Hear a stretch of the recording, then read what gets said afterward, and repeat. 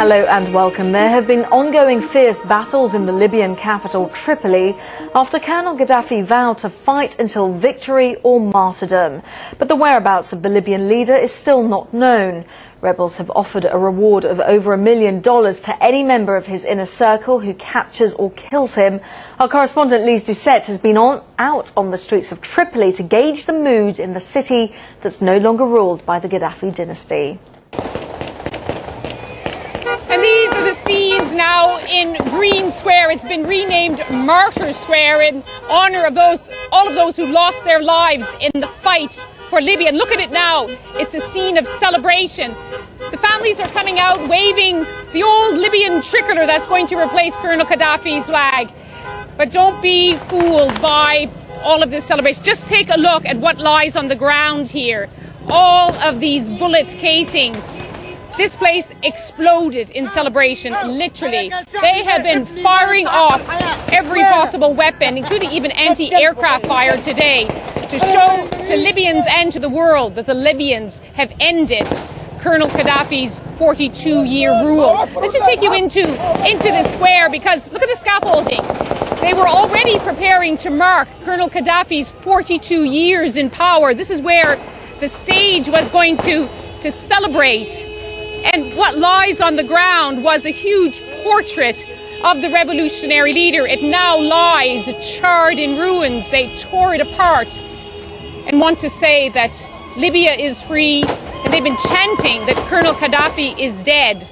But the big question is, where is he? The rebels say they've offered a reward if they can get him dead or alive. But that's not stopping them from celebration. Just look. Just listen to the deafening sound.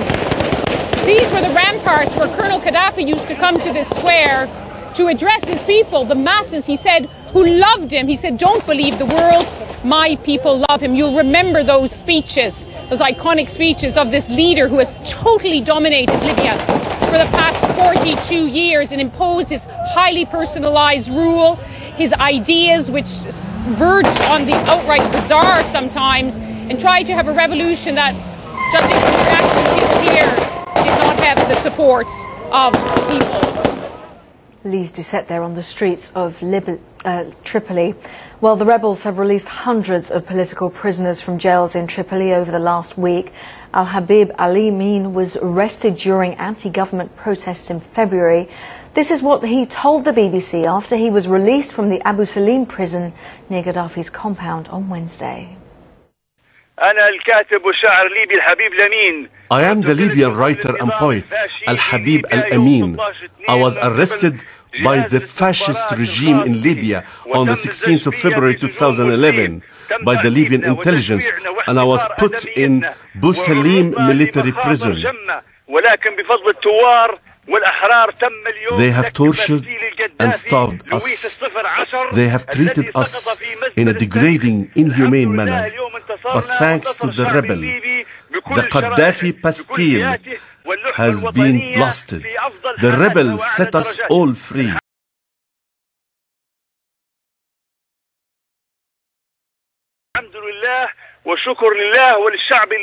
Gaddafi will be remembered in history as the worst tyrant dictator. Today, the Libyan people of all classes has gained victory.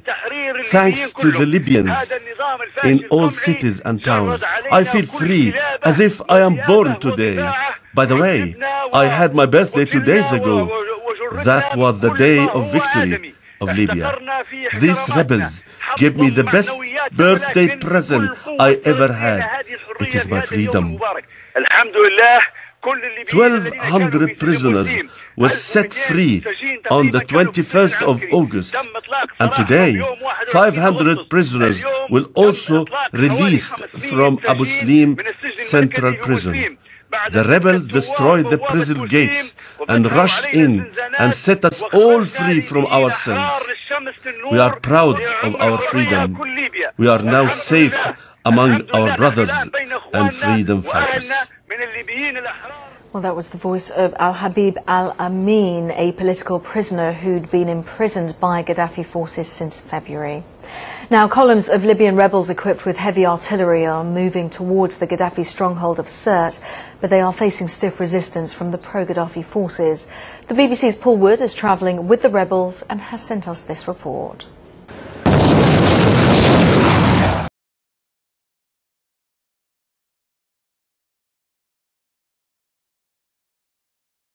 It's not over yet. Though the battlefield is shrinking. These rebels are pushing up reinforcements. They're facing a stubborn enemy. We're 60 miles from Sirte, Colonel Gaddafi's hometown. His forces had been expected to retreat there to make a last stand. But they haven't been falling back. Far from it. We were engaged with the enemy from this morning with heavy artillery. I mean, maybe you could hear the explosions every now and again. So they had the chance 2 days to go to Sirte, back to Sirte, but they did not. I think they're coming from Sirte now. So they're still attacking? That's what you can see now. They're attacking us. This group of rebels believe they're facing more than 1,000 Gaddafi troops a few miles up the road. They're baffled by the continued resistance. You know, I thought, hey, Gaddafi ran away, they got Tripoli, game over, but apparently it's personal. I don't know what they're fighting for, really. They must believe in this guy. I don't know. But we got him in the corner now. It's just a matter of time now. The rebels still hope that talks with tribal leaders in Sirte will end this peacefully. If not, they're building up forces on either side of the town. Military commanders on this side had confidently predicted that once Colonel Gaddafi was removed from power, his followers would simply give up the fight. But some of the loyalists, at least, are confounding those expectations and seem determined to fight for the last few slivers of territory which belongs to the old regime. Paul Wood, BBC News, on the road to Sirte.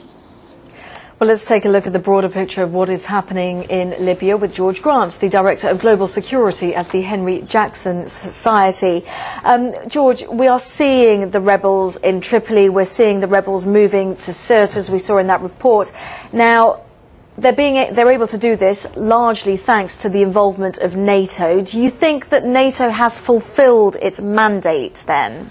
Well, I think that certainly they said that that air power would never be sufficient to drive Colonel Gaddafi from power without the presence of international troops on the ground, and I think events over the last 48 hours have proven that analysis to be patently false. I mean, obviously, winning the war is going to be easier than securing the peace afterwards, but certainly the former had to take place for the latter to begin in the case of Libya, and that couldn't have happened without NATO. So I think that is something of which they can rightly be proud. When is it time for NATO to take a step back? Because the National Transitional Council are actually requesting for them to stop their raids to prevent any more damage to infrastructure within Libya. When does NATO move aside? Well, I think it is important to remember that NATO is not the NTC's air force. Clearly, they went into Libya on the back of the UN resolution 1973 to protect Libyan civilians. And it quickly became very clear, as it was at the time, that the primary threat to Libyan civilians emanated from the regime of Colonel Gaddafi. Now, the rebels, I think, have actually been, it's been commendable that they've abided by Chairman Jalil's exhortation that there should not be reprisal killings in the areas under their control. And clearly, if the killing stops and the conflict comes to an end, then yes, NATO's mission should be considered completed in that sense, and they should withdraw. But that is the important caveat, once the killings stop. And I think, you know, with Gaddafi now all but gone, that will happen in time. And the NTC are saying that whatever happens, there won't be a power vacuum and also a security vacuum within Libya. They've got various amounts of police officers already ready to take over. They've got a blueprint.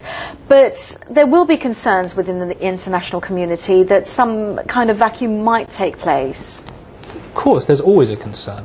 And very few things are ever certain in a conflict situation like Libya, particularly now we're at the tail end of a conflict, a brutal civil war that's getting rid of an authoritarian regime. That is not an easy situation to recover from. But I think that if the Council does abide by its plan to try and incorporate as much of the regime architecture into a post-Gaddafi settlement as possible and not do what they did in Iraq and just dismantle all vestige of the regime, then I think security is possible. And if the international community is required to assist in that regard down the line, then so be it. I think they'll have to do that. But for the time being, at least, I think that certainly is something that the Libyans aspire to deal with themselves, and they should be afforded the opportunity to do so. OK, George Grant from the Henry Jackson Society, thank you for your input. Thank you. Thanks. You're watching Newsday on the BBC, live from Singapore and London. Still to come on the program, all change at Apple. Steve Jobs is stepping down as the company's chief executive. And clashes in Chile. Protesters confront police in Santiago as the general strike gets underway. Libya's rebel leaders are seeking around $2 million to help put the country back on its feet. Mark Gregory reports.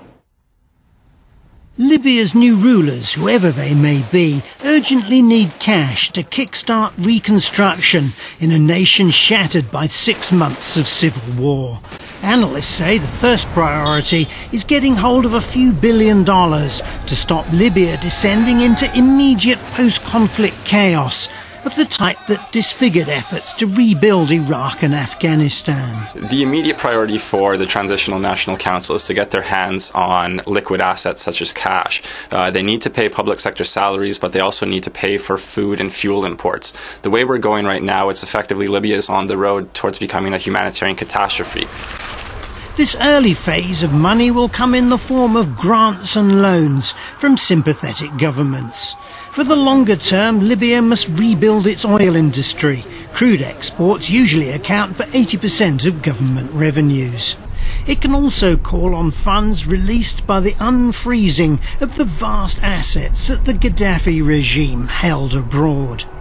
Estimates of the total value of Libya's overseas assets range as high as $170 billion. It's believed that nearly $40 billion of those frozen assets are in the United States, mostly in real estate. A sum equal to half that amount is held in Britain, while further large sums are believed to be in Germany and the Netherlands. Other stashes of Libyan assets we don't know about yet are likely to emerge in the Middle East and elsewhere. But while there's no shortage of funds for the longer term, getting Libya back on its feet won't be easy. The donors meeting in Qatar is the start of a long road ahead for Libya. Mark Gregory, BBC News.